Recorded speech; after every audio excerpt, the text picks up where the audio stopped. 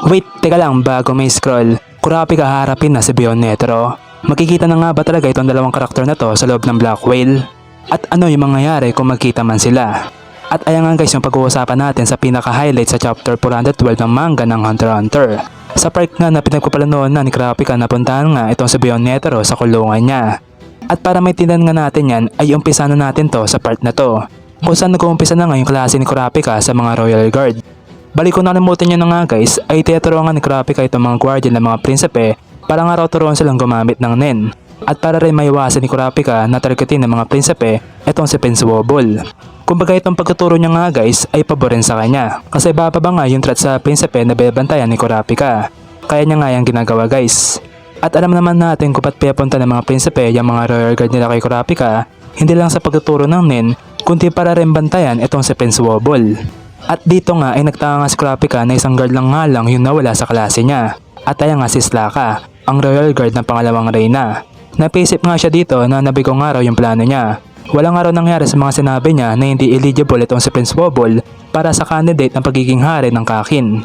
Umaasa nga raw si Kurapika na pagkatapos nga raw sabihin niya mga yan ay mabawasan nga raw yung threat kay Prince Wobble. Pero nabigo nga raw yung plano.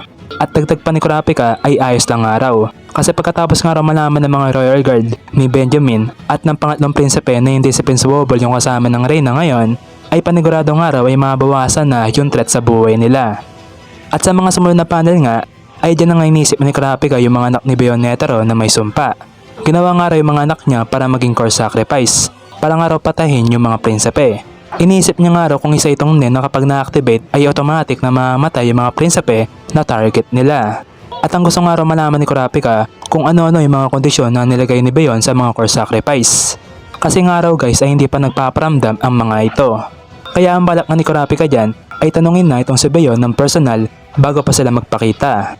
Kaya dyan na nga papasok yung malaking what if natin kung magkita man itong dalawan to. Ano-ano kaya mangyayari kung tanungin na ni Kurapika si Beyond at kung ano-ano rin gagawin ni Beyond kay Kurapika. Alam naman natin guys na anak ni Netero itong si Beyond at isa rin siya sa mga malalakas gumamit ng nen.